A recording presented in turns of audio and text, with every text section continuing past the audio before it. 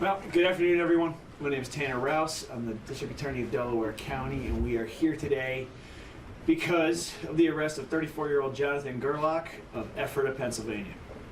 Over the course of the last several weeks, detectives from Yeadon Borough as well as Delaware County CID became aware that from November of 2025 up until 2 days ago, January of 2026, Mount Moriah Cemetery had been burglarized by, at that point, an unknown individual. 26 separate mausoleums and or underground burial sites had been torn into and, for lack of a better word, desecrated. Investigation took place. Yeadon deserves a hell of a lot of credit on this for doing good old-fashioned police work, going through LPRs, tracking physical evidence, piecing together a suspect, cooperating with CID. We developed that suspect, we laid in wait, and we eventually watched and caught Mr. Gerlach as he desecrated yet another monument as recently as 2 days ago. He was taken into custody. Search warrants were executed at his home in Ephrata, where over 100 human skeletons were recovered. And that's in part, at this point, we are still trying to figure out how many of those are complete and what exactly we are looking at. A separate storage locker was found to be in Mr. Gerlach's possession. That also was in Ephrata. We found there 8 more human remains. Very simply, detectives have recovered an awful lot of bones at this point, and we are still trying to piece together who they are, where they are from, and how many we are looking at, and it's going to be quite some time before we have a final answer. He is now arrested. Bail has been set at $1 million cash by Judge Williams. He is in on 26 counts of burglary, criminal trespass, and a host of other offenses. Kelly Wilson, who's handling our media affairs, is going to pass out a complaint so that you guys have the complete list of charges at your disposal. Very simply, detectives walked into a horror movie come to life the other night, guys. This is an unbelievable scene that no one involved, from myself to the detectives to the medical examiners that are now trying to piece together what they are looking at, quite literally. None of them have ever seen anything like this before. When I was 16 years old, a friend of mine was killed in a car accident, and I personally have visited his gravesite, as many people do when they lose a loved one. I know his parents have also visited that site. I cannot imagine what it would put them through to know that someone like this guy had dug up those remains and was doing God knows what with them. It is truly, in the most literal sense of the word, horrific.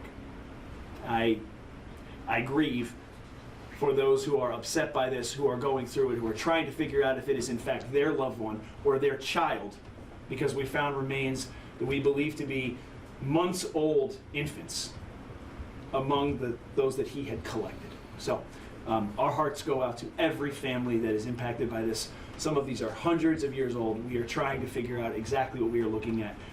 We quite simply at this juncture are not able to date and identify all of them. I want to make some thank yous here because this was truly a collaborative effort. As you guys can imagine, this spanned from here to Lancaster County. The Ephrata Police Department was instrumental in gaining access to and executing that search warrant. The Philadelphia Police Department was cooperative. This is Mount Moriah Cemetery, and that spans Yeadon Borough into Philadelphia. We had to have their cooperation throughout this, guys. They were. Those cases are now going to be handled in Delaware County. We've reached out to law enforcement agencies there, and jurisdiction has been transferred to Delaware County. Pennsylvania Attorney General's Office lent support throughout this process. Pennsylvania State Police, the Delaware and Lancaster County Medical Examiner's Office, who are now in possession of these remains.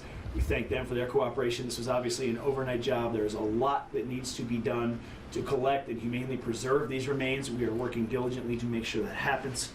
The Lancaster County District Attorney's Office, the Middle Creek Search and Rescue Canine Unit, which helped us get in there initially, and the Friends of Mount Moriah Cemetery. It should be noted, this happened at Mount Moriah.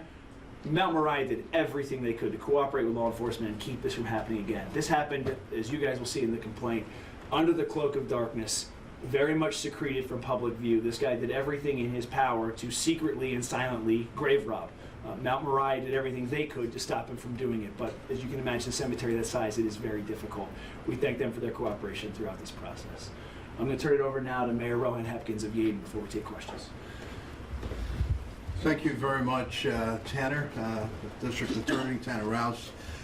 Just want to say this was quite a heinous act, very depraved. I've never heard anything like this. It defies logic or comprehension. And as the district attorney just stated, it's something literally out of a horror movie. When you have your loved ones interred, you respect their remains, you respect them into perpetuity, and to have this type of heinous act happen is beyond dignity or anything that we can comprehend or imagine. So this started when the Friends of Mount Moriah reached out to me, and I got wind of it that Mount Moriah is, half of Mount Moriah is on borders Philadelphia, southwest Philadelphia, and half of Mount Moriah is located in Yeadon, separated by Cobbs Creek. And I notified our chief, Henry Gianmarco, who deserves a lot of thanks and praise for this, and he sprung into action and had patrols at night, detectives, and we caught him. We were on to, got some leads and involved, reached out to the district attorney, CID, and we caught him, I believe, 2 days ago. So I also want to give a shout out to the Yeadon Police Department for breaking the case, the Philadelphia Police Department, and of course our district attorney's office of Delaware County. And we want to send the word out that you cannot come into Yeadon in Delaware County and commit crimes. Okay, we'll be onto you, we're going to find you, and you're not going to be able to get away with something like this. So it could have been a lot worse if we didn't spring into action as quickly as we did. And for the families involved, they're grave sites that are over 200 years old. Mount Moriah is very historical because every war from the Revolutionary War, Civil War, World War II, and beyond have soldiers buried in that cemetery. As a matter of fact, Betsy Ross was first interred at Mount Moriah, I believe on the Yeadon side, before her body was exhumed and brought back to Philadelphia in a special vault. So it's very historic, and I'm sorry that something like this happened, but thank God that we got to the bottom of it, and hopefully, and also one of the things I realized why it was an inviting target is that Mount Moriah is so open, it's hard to, it's not fenced in. There's easy access in like a million places, so it was easy to access that type of graveyard because it's just so open. But because of that, it should be pristine and kept and honored and treasured. But we have individuals today in today's world that don't respect any type of those boundaries or dignity. But I just want to thank everybody else involved at this time, including my police chief, Henry Gianmarco. I wonder if he has any words he'd like to share at this time. Good afternoon, all. I just want to again echo what District Attorney Ralph said and also what Mayor Hepkin said. It's important to understand the collaboration of us working together with the District Attorney's Office. They've been supportive to us and they constantly support us. And special thanks to Detective Leah Sesnick from the Yeadon Police Department and also Detective Carr from CID. They did a hell of a job. And again, we're out there, and having the support of Tanner and other local law enforcement agencies, it just shows when we break down silos, we can work together. Thank you. If I didn't do enough thanking, I want to do one more time. Detective Sesnick, who I know is around the corner, Detective Carr, this was really excellent work. It really was. This is good old-fashioned police work to make sure we got this guy, so I'm very appreciative of their efforts, so I'll thank them again. Then we'll take questions. If you could just do me a favor, identify yourself and where you're from, just so I can get to know you guys a little bit. I would appreciate it very much. Yeah. Hi, Dana Durante, NBC 10. Hi, dude. How are you? Good. So it's possible here that your detectives, your agencies, didn't just crack a case that was happening in Yeadon, because this does appear to be a statewide situation. It almost certainly did not only happen in Yeadon. Whether or not it's statewide and exactly what that means, Zena, we don't know at this point, but you're absolutely right. It is almost certain that this is not exclusive to Yeadon. Are you talking with investigators, say, in Plains Township, Luzerne County? We are, yes, that outreach is beginning now.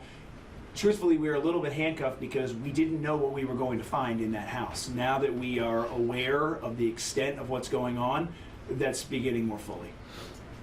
John Paul with 6ABC. Can you tell us a little bit more about when you found these skeletons in the house?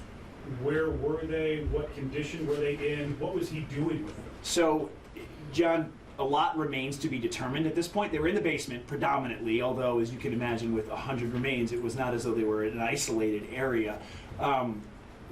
We don't know exactly what he was doing with them. Time will tell. They were in various states. Understand, some of these are 200 years old. Some of them obviously much newer. There's one that had a pacemaker still attached to the body. So clearly that's not 200 years old. We are trying to figure out exactly what went on in that home. It is still unclear, and given the enormity of what we are looking at and the sheer kind of utter lack of reasonable explanation, it's difficult to say right now at this juncture exactly what took place. We're trying to figure it out. Did he have like videos that you guys were able to confiscate? Was he setting them up? What was he doing? At this point, it's somewhat unclear. There were so many that they were in various states. Some of them were hanging, as it were. Some of them were pieced together. Some were just skulls on a shelf. We don't know exactly what we've got, what condition they are in. We're still figuring out, does this go with that, etc.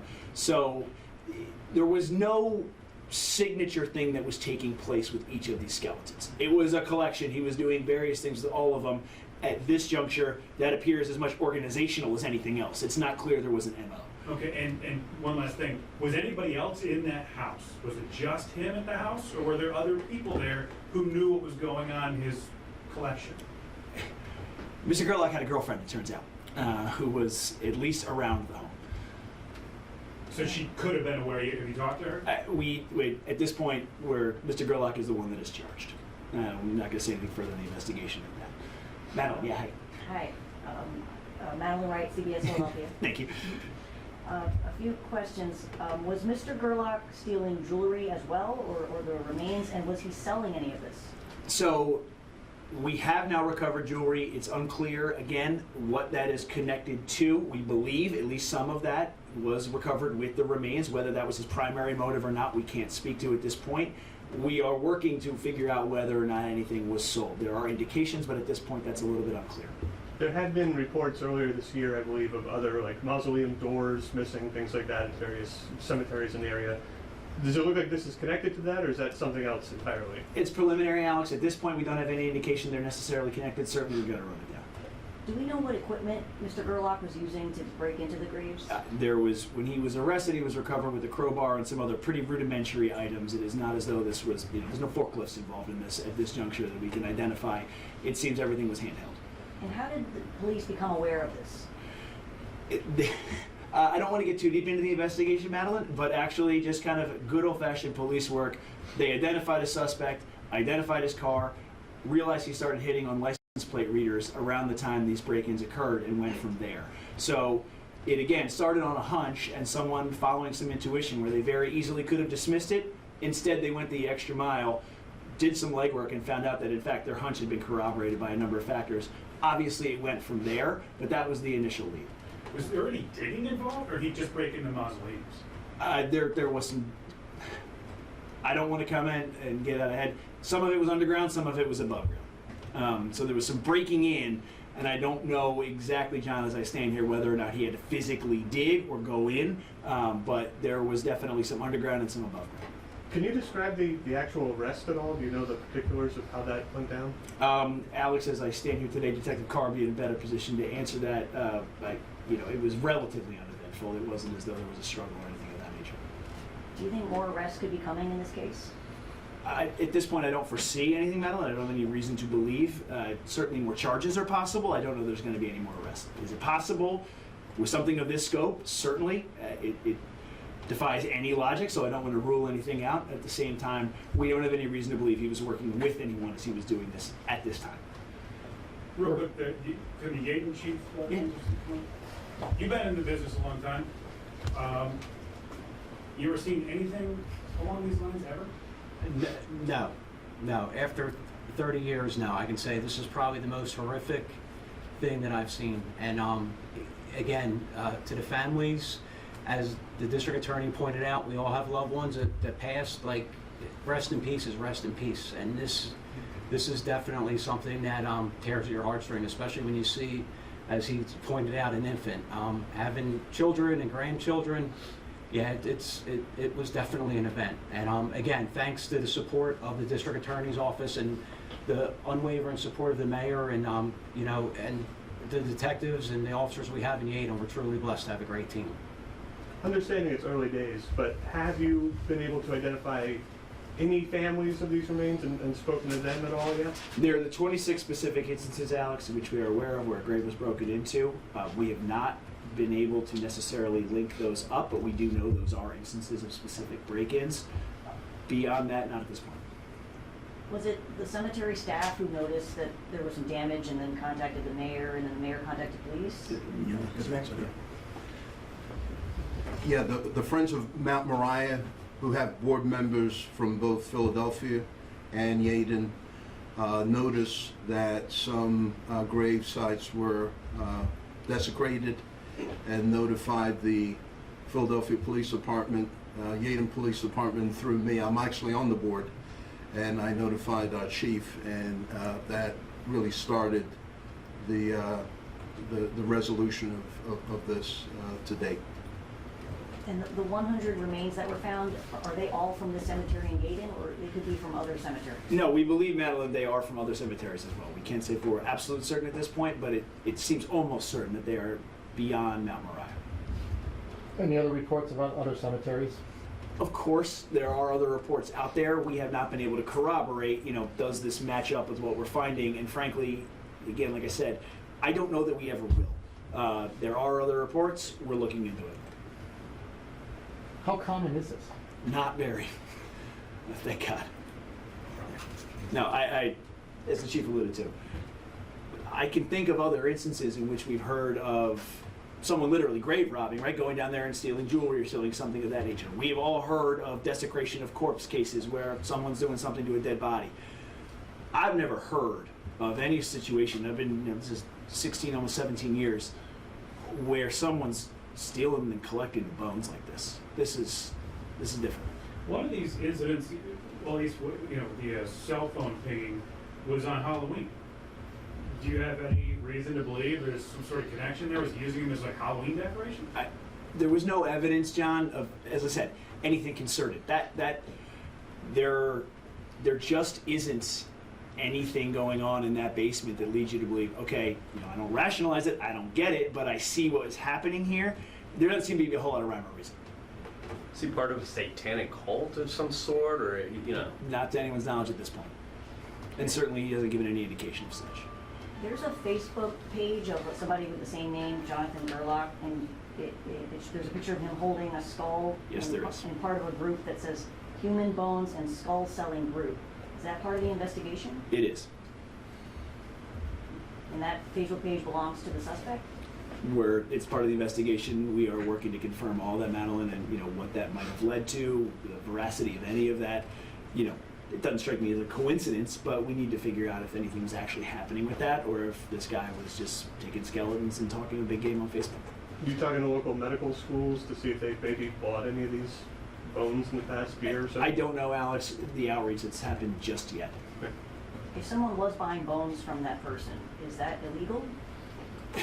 I have to be honest with you, Madeline. I'd have to look into it. I don't know that it would be unless they had reason to know what this was. The bone trafficking laws are new to me.